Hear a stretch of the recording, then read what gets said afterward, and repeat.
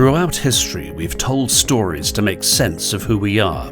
Manufacturing is no different.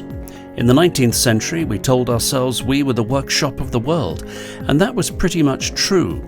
But we kept on telling it, even when other nations became global workshops themselves, and sadly, many were better at it than us. By the time we understood that, it was too late, and we had no new stories to tell. Well, we did, but we weren't exactly proud to tell them.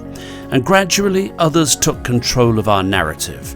We lost our power, maybe our confidence, we certainly lost our voice. But it doesn't mean we stopped creating stories. In fact, today's stories are better than ever. Thousands of them, of success, ingenuity, sheer brilliance. We just need to start telling them again. Maybe yours is one of them, because after all, you are part of the story. We're here to tell it.